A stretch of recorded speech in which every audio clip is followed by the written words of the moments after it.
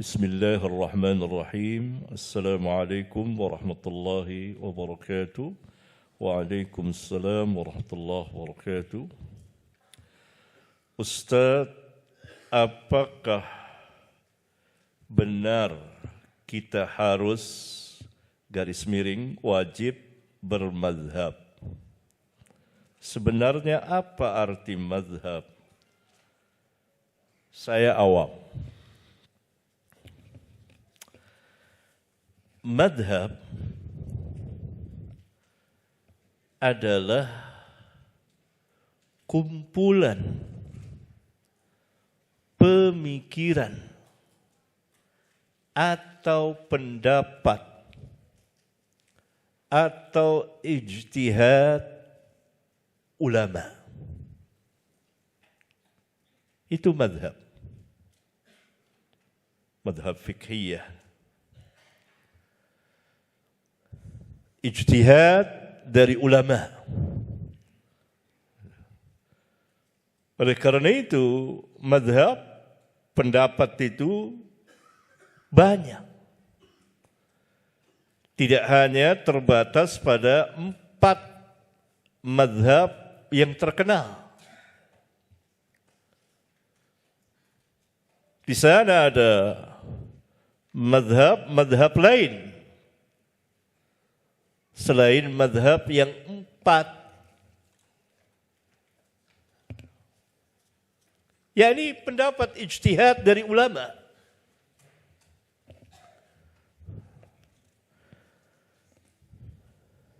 Dan kita mengetahui bahwa ijtihad itu bisa benar, bisa salah. Tidak murni dalam kebenaran. Oleh karena itu Al-Imam Malik rahimahullahu ta'ala mengatakan, saya manusia. Saya bisa benar, bisa salah. Dan para imam semuanya mengatakan, jangan kamu taklid kepadaku.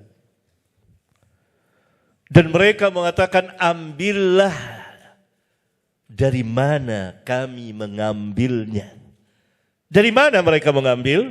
Dari Alkitab dan Sunnah. Oleh karena itu kita mengetahui, kadang-kadang seorang ulama pada hari ini berpendapat begini. Besok atau lusa ia berubah. Ijtihadnya berubah. Terkenal Al-Imam Asy-Syafi'i ada 2 kaul, 2 pendapat. Pendapat yang lama, kaul qadim, dan kaul jadid. Pendapat yang lama, lalu beliau rujuk kepada pendapat yang lain. Begitu juga para imam yang lain, bahkan ada sampai beberapa kaul, seperti Imam Ahmad, bukan hanya 2. Sehingga sebagian ulama menyempatkan menyusun kitab di antara pendapat-pendapat Imam Ahmad itu. Begitu juga Imam Malik. Bahkan Imam Abu Hanifah melarang muridnya menulis, jangan. Sekarang saya berpendapat begini, besok berubah. Besok saya rujuk. Paham sampai di sini? Berarti memang madhab, yakni kumpulan pendapat ijtihad ulama, bukan dalil.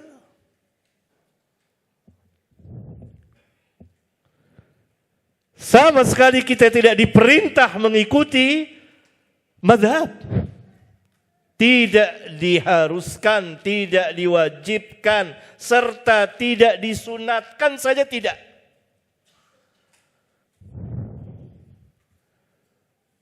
Yang diperintah kita di dalam Al-Quran dan hadis mengikuti kitabullah dan sunnah Rasulullah sallallahu alaihi wasallam. Bukan mengikuti mazhab, bahkan menentukan, mengharuskan mengikuti madhab, itu bid'ah di dalam Islam. Apalagi sampai asabiyah, ta'assub kepada madhabnya, yang penting madhabnya. Walaupun berselisih dengan dalil, tetap pegang madhabnya. Ini bid'ah besar lagi. Jadi menentukan salah satu madhab di dalam Islam, bid'ah. Karena bertentangan dengan ayat Al-Quran dan hadis-hadis Rasulullah SAW. Kita tidak diperintah mengikuti manusia. Kita diperintah mengikuti Alkitab, mengikuti kembali kepada Alkitab dan sunnah Rasulullah sallallahu alaihi wasallam. Oleh karena itu, pada zaman sahabat apa ada madhab? Tidak ada. Madhab Abu Bakar, madhab ini. Paling itu dikatakan madhab secara bahasa, yakni dia pendapat, ra'yunya. Bisa benar, bisa salah, ijtihad ulama.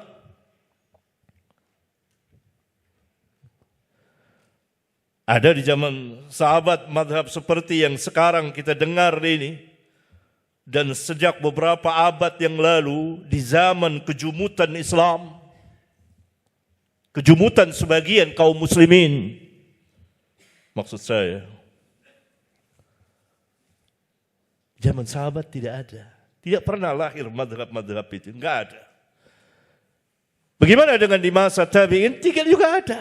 Di masa tabi'ut tabi'in tidak ada. Bahkan di masa para imam itu tidak ada. Tidak ada seorang pun muslim dari sahabat tabi'in, tabi'ut tabi'in yang menentukan salah seorang ulama untuk diikuti sepanjang hayat kehidupannya. Enggak ada. Kapan waktu dia bertanya kepada orang alim yang mana saja yang bertepatan dia ketemu. Saat itu Rabbuna perintahkan, fas'alu ahla dzikri in kuntum la ta'lamun. Tanyalah kepada ahli ilmu jika memang kamu tidak tahu.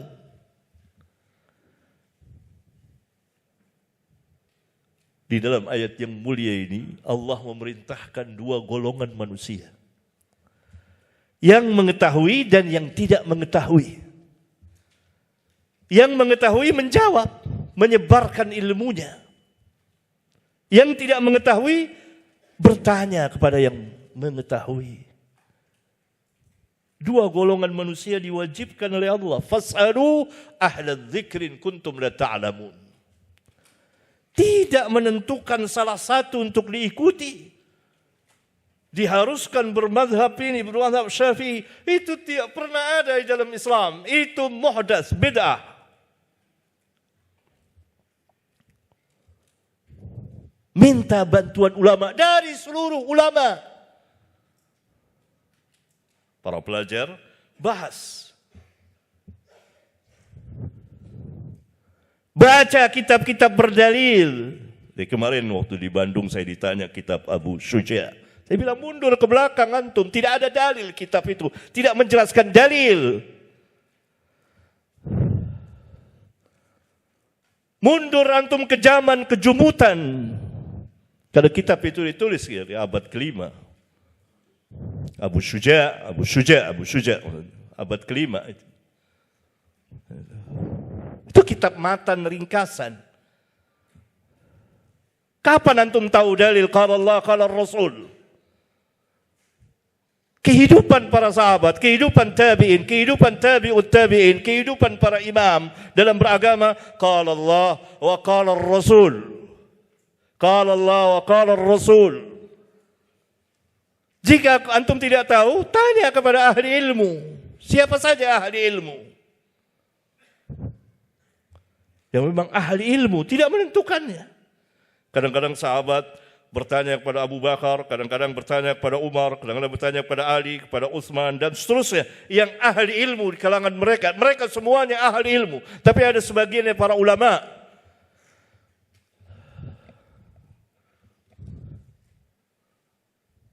Tidak ditentukan. Tidak boleh ditentukan, diharuskan mengikuti ini. Ini bid'ah. Dan madhab-madhab itu tidak ada ditentukan. Madhab Syafi'i, madhab itu. Itu siapa yang menentukan? Syafi'i kah? Tidak. Bahkan beliau melarang. La tuqalliduni. Jangan kamu taklid kepadaku. Al-Imam Al-Muzani, salah seorang murid terbaik Al-Imam Syafi'i, meringkas kitab atas wasiat katanya, kata beliau, kata Al-Muzani, wasiat dari Syafi'i, jangan taklid kepadanya. Kayak itu kumpulan ijtihad beliau, pandangan beliau, pemikiran beliau, bisa benar, bisa salah.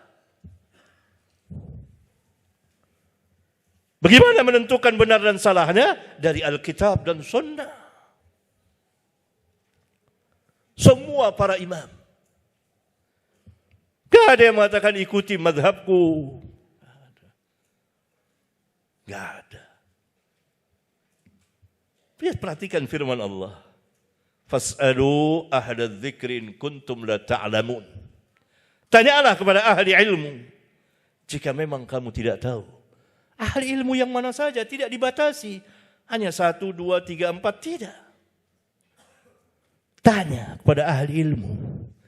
Nah, ketika tanya kepada ahli ilmu, apa jawaban ahli ilmu? Apakah jawaban ahli ilmu mengatakan, mazhab ini berbicara begini, mazhab ini berbicara begini, imam ini? Bukan. Ahli ilmu menjawab, qala Allah, qala Rasul, qala Allah, qala Rasul. Jika tidak ada atau dalil tidak jelas, tidak nyata, maka ia berijtihad untuk menjawab pertanyaan. Itu ahli ilmu. Kalau dia menjawab qala fulan, qala fulan, qala fulan, itu bukan ahli ilmu, itu muqallid.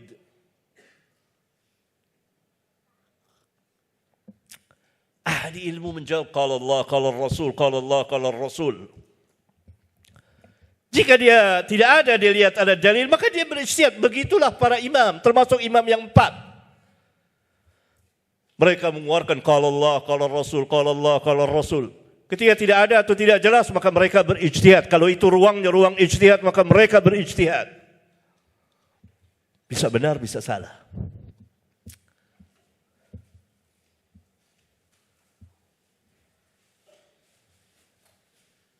Ya. Jadi mazhab itu pemikiran, afkar, ijtihad para ulama.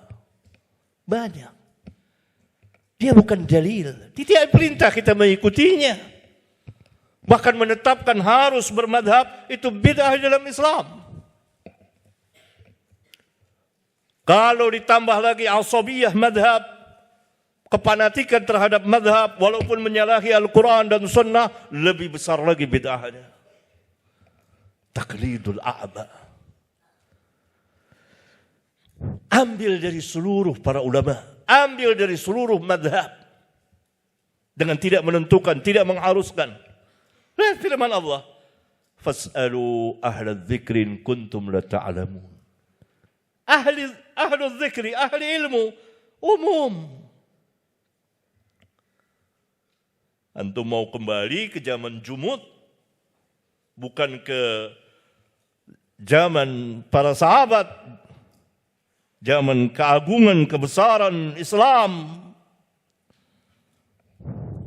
Kalau para pelajar baca kitab yang berdalil, boleh mengadakan perbandingan. Mana yang lebih dekat kepada Alkitab dan Sunnah, jika antum mampu. Ada banyak kitab ulama yang berdalil, bahkan yang bebas mazhab. Orang harus bebas mazhab. Tidak boleh mengikuti selain Alkitab dan Sunnah. Tadi ayatnya saya bacakan.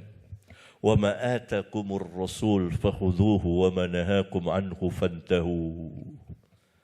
Semua para sahabat, tabi'in, tabi'ut tabi'in, termasuk para imam, berpegang dengan ayat itu. Maka tadi saya katakan, kapan mulai adanya madhab-madhab ditentukan itu? Dan oleh siapa? Abad pertama tidak ada, abad kedua tidak ada. Bahkan di masa para imam, abad ketiga, Tidak ada. Setelah itu, setelah selesai, apa yang Nabi sabdakan, khairun nas qarni, thumma alladhina yalunahum, thumma alladhina yalunahum. Dalam sebagian hadis, ada tambah lagi satu kurun keempat. Sebaik-baik manusia, orang-orang yang hidup di masaku, di masa Nabi sallallahu alaihi wasallam. Yaitu siapa yang hidup di masa Nabi sallallahu alaihi wasallam? Para sahabat. Thumma alladhina yalunahum, kemudian orang-orang yang hidup sesudahnya. Itu tabi'in yang hidup di masa sahabat. Masa sahabat itu dari tahun 11 Hijriah sejak wafatnya Rasulullah sallallahu alaihi wasallam sampai awal-awal abad kedua. Berakhir abad pertama, itu tahun 111 Hijriah. Satu abad masa sahabat. Enggak ada orang bilang madhab pulan, enggak ada.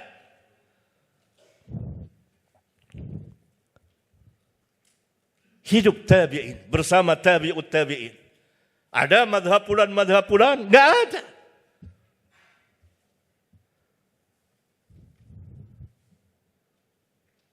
Hidup pada masa tabi'ut tabi'in. Orang-orang yang hidup pada masa tabi'ut tabi'in, 3 masa ini. Enggak ada. Enggak ada disebut fulan Syafi'i, fulan Hanafi, fulan Maliki, fulan Hambali. Enggak ada.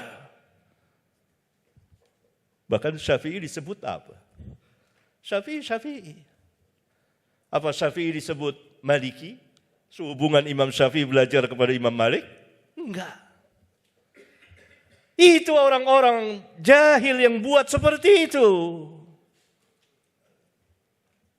Memecah belah umat, berkotak-kotak. Jadi salah satu bahayanya madhab itu memecah belah. Dan mereka saling menyesatkan satu dengan yang lain, saling membantah. Bahkan ada yang mengatakan Syafi'i tidak boleh bermakmum kepada madhab dari Syafi'iyah, tidak boleh bermakmum kepada Hanafiyah. Sampai begitu.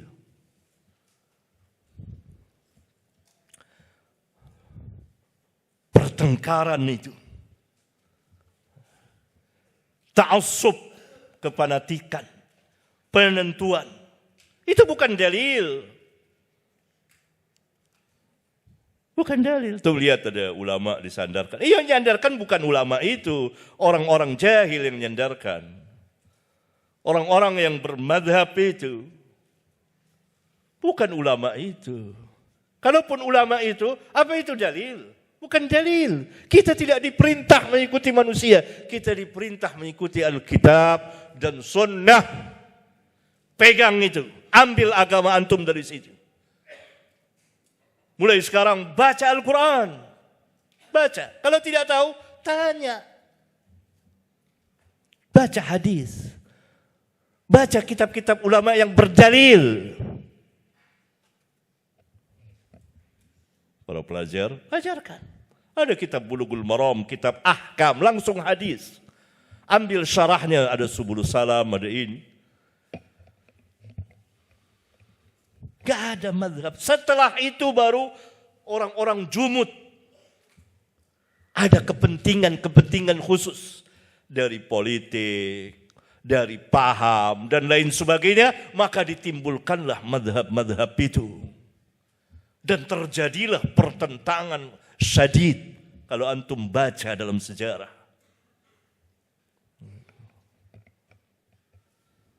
Yang tidak pernah terjadi pada kurun khairul kurun, tidak pernah terjadi.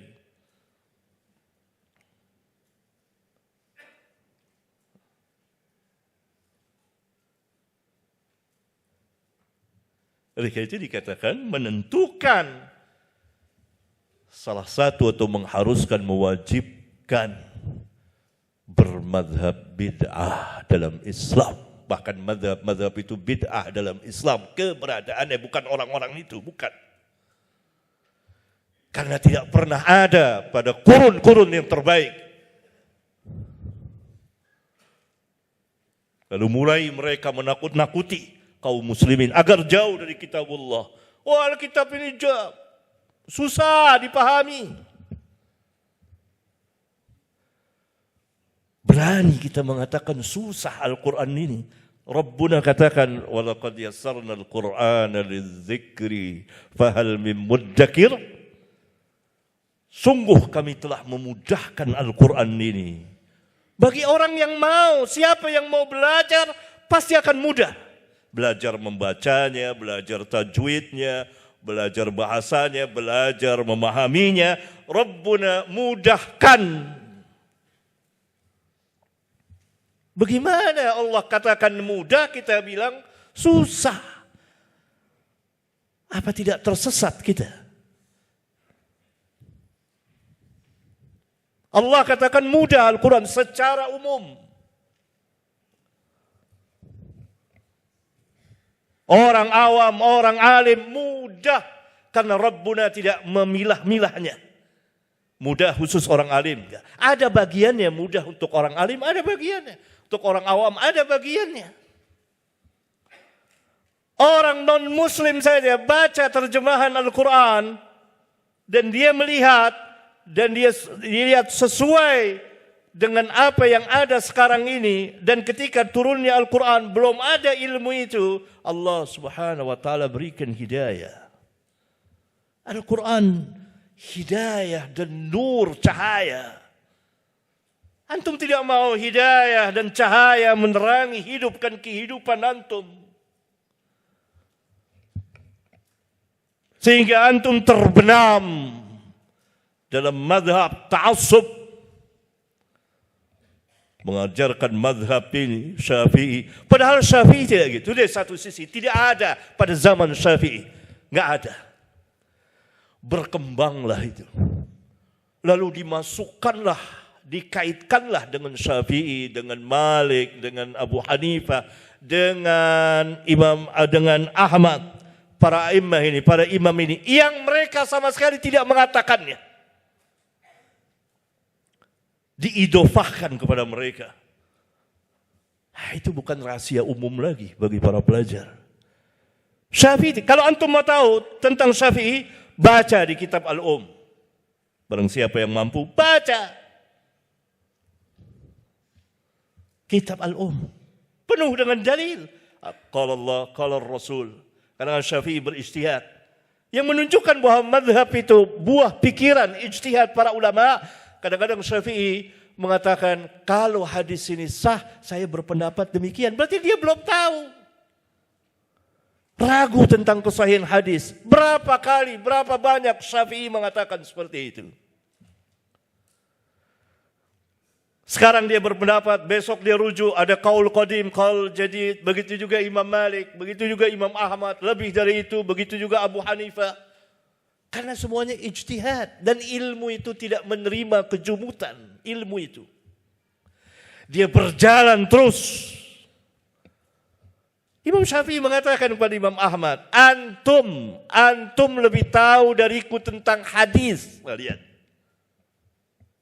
Kalau ada hadis, yakni sahih, dari mana saja, dari orang Hijaz, dari orang Irak, beritahukan kepadaku agar aku berpendapat seperti dengan hadis. Lihat Syafi'i. Karena tidak semua hadis sampai kepada Syafi'i. Sehingga ia mengatakan kepada orang yang pernah belajar kepadanya, Imam Ahmad, antum a'lamu minni bil hadis. Kamu lebih tahu dariku tentang hadis. Ya, Imam Ahmad meriwayatkan hadis banyak sekali. Beritahukan aku kalau ada hadis sahih. Karena itu terkenallah perkataan para imam itu. Dan Syafi'i sab terdepannya, idza sahhal hadis fahuwa madhhabi. Idza sahhal hadis fahuwa madhhabi. Apabila hadis telah sah, itulah madhabku. Berarti madhab Syafi'i apa? Hadis. Kok sekarang kita nyandarkan kepada qaul Syafi'i? Bermadhab Syafi'i, bermadhab Ahmad, bermadhab Malik, bermadhab Abu Hanifah.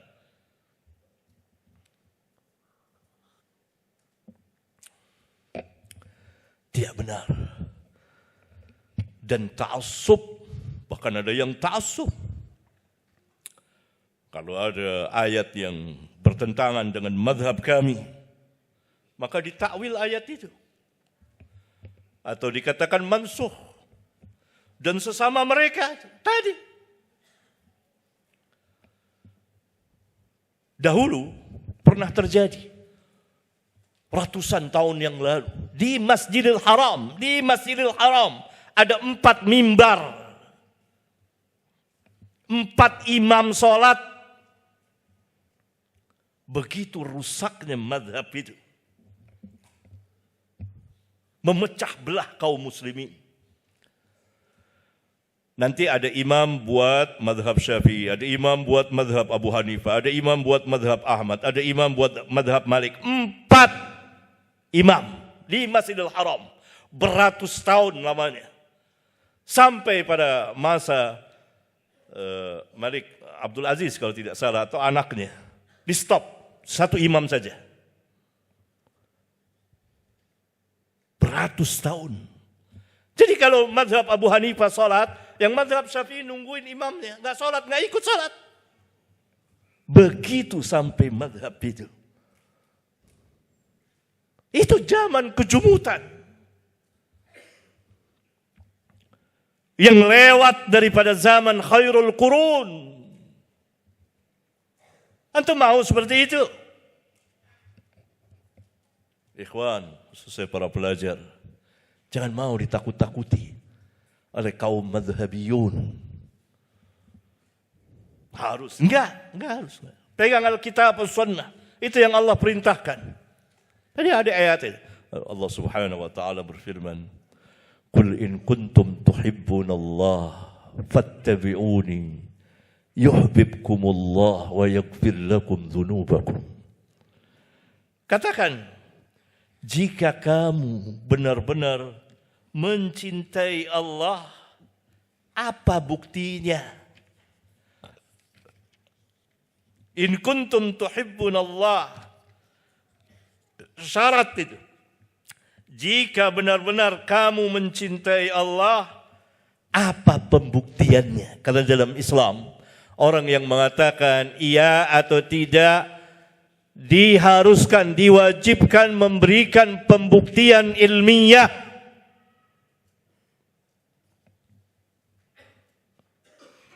Memberikan pembuktian ilmiah.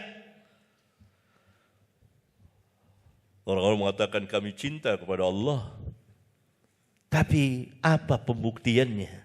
Pembuktiannya, fattabi'uni. Qul, katakan hai Muhammad kepada mereka manusia. In kuntum tuhibbunallah fattabi'uni yuhibbukumullah wa yaghfir lakum dzunubakum. Jika memang kamu benar-benar mencintai Allah,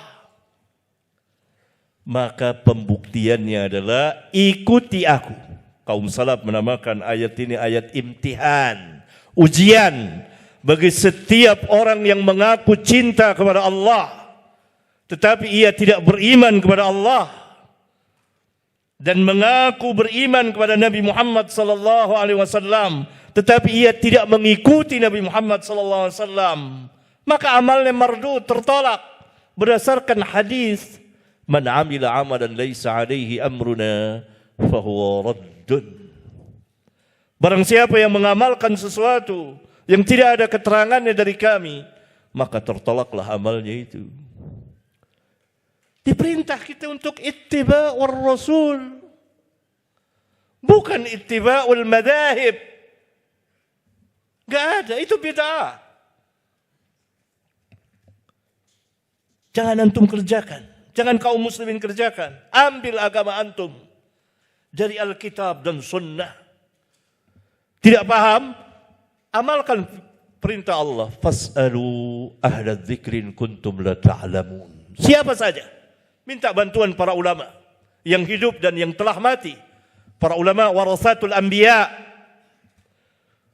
yang senantiasa keluar dari lisannya qala Allah, qala Rasul, qala Allah, qala Rasul.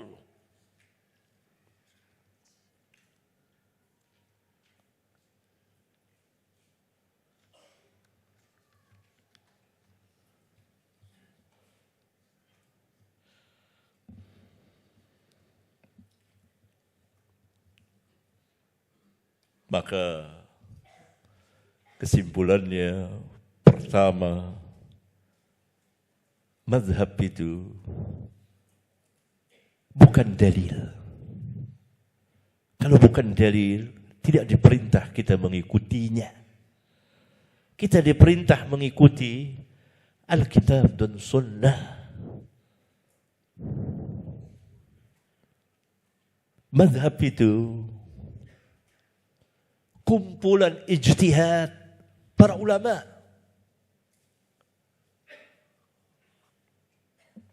Hasil dari perenungan, pemikiran mereka, pemahaman mereka terhadap din. Dan mereka selalu merujuk kepada Alkitab dan Sunnah. Ada kalanya tepat, ada kalanya salah. Dan kalau tidak ada dalil, dan itu masalah-masalah mendatang, atau dalil tidak jelas, maka mereka ijtihad. Karena itu mereka sepakat semuanya. La tuqalliduni.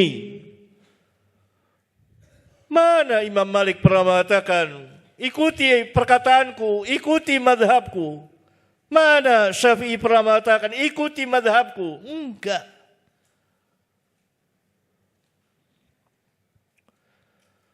Mana orang-orang yang pernah belajar kepada Imam Malik seperti Syafi'i mengatakan, saya Maliki.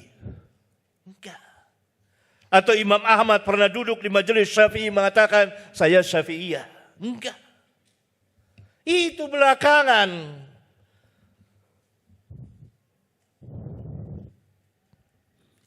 Ya itu tahu ya, saya tahu. Berarti madhab bukan dalil. Dengan sendirinya yang kedua, kita tidak diharuskan, diwajibkan, bahkan disunatkan saja tidak bermadhab itu. Bahkan menentukan salah satu madhab. Kan kalau kita bermadhab dengan sendirinya kita menentukan salah satunya. Itu bid'ah dalam Islam. Karena dengan sendirinya akan banyak dalil yang kita tinggalkan. Karena tidak semua imam itu tahu dalil, sampai dalil kepadanya. Syafi'i tadi mengatakan kepada Ahmad, antum a'lamu minni bil hadis. Kamu lebih tahu dariku tentang hadis. Beritahukan kepadaku. Sehingga aku rujuk, berpaham seperti itu. Dan beliau terkenal. Dan yang lainnya juga mengucapkan, idza sahhal hadis, fahuwa madhabi. Syafi'i kalau sudah nyata hadis itu, maka tidak boleh ada perkataan orang lain. Semuanya. Menunjukkan mereka tidak bermadhab. Tidak menganjurkan bermadhab. Apalagi mewajibkan. Menentukan salah satu diikuti, banyak ketinggalan dalil. Satu. Yang kedua, kita akan menyelisihi dalil yang begitu banyak. Karena keterbatasan para imam itu, sampainya hadis kepada mereka dan ijtihad mereka.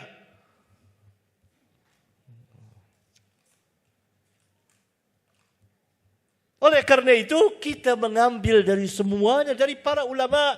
Al-ulama warathatul anbiya. Para a'immah kita. Asy-Syafi'i, Malik, Abu Hanifah, Ahmad, Sufyan al-Thawri, dan seterusnya. Dari yang sebelumnya. Dengan tidak ditentukan.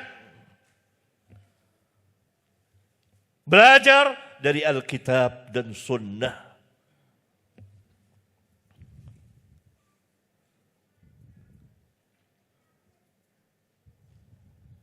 Ya. Dan yang ketiga,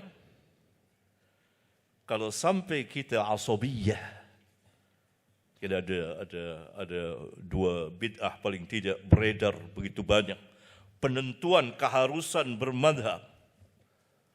Kemudian ta'assub madhabiyah. Yang penting madhabnya. Walaupun kebenaran itu ada pada madhab yang lain, tidak mau dia. Ta'assub madhabiyah. Ini dengan sendirinya tentunya terkena kepada ayat-ayat atau ya yang melarang untuk ta'assub, asabiyah.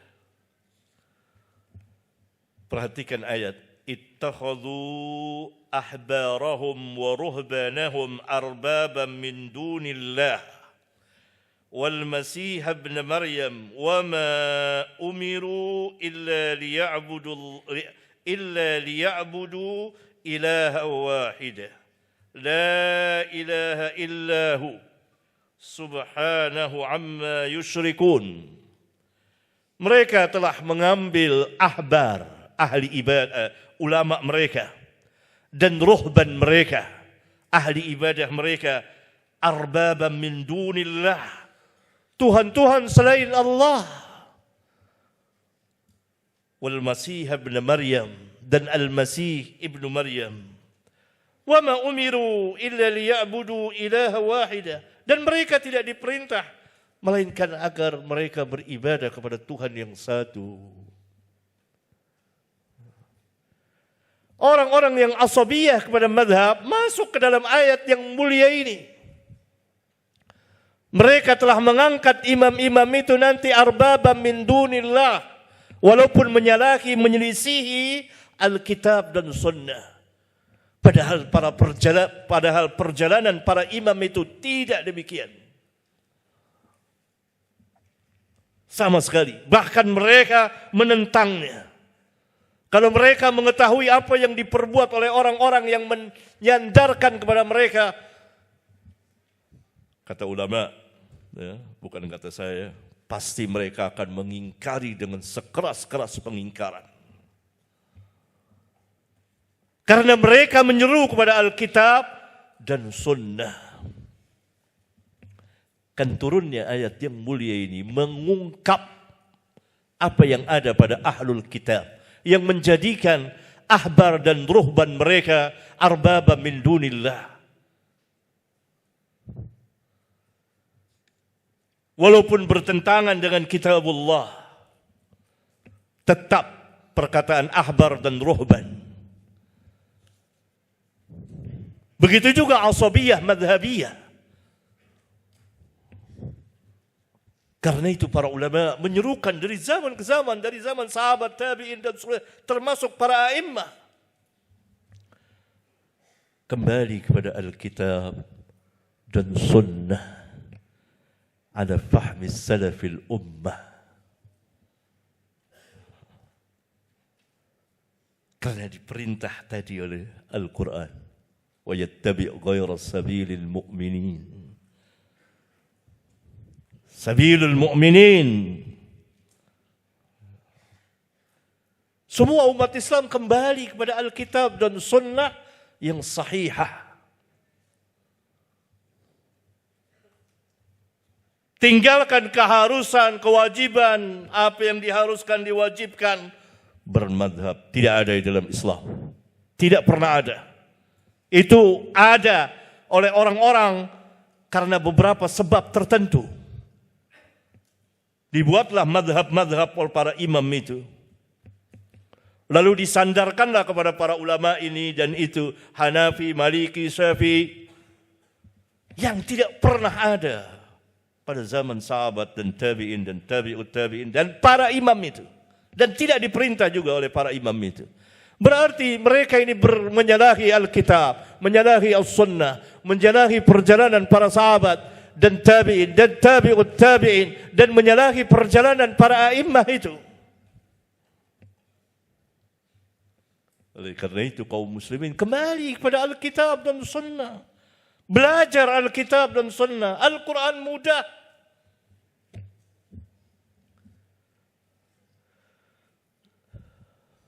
Orang-orang berbahaya mengatakan sangat berbahaya, dan dia tidak tahu mungkin bahayanya.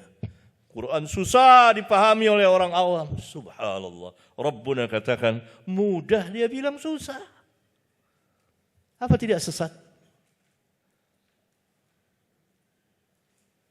Barangkali husnudzon belum sampai ayat itu kepadanya. Kalau sampai tentu tidak akan mengatakan seperti itu. Mengerikan. Jangan ikut kaum madhabiyun. Jangan duduk di majelisnya. Duduk di majelis ilmu. Duduk yang belajar. Qala Allah, qala Rasul. Ya, panjang pembicaraan ini. Karena ini minta pemahaman.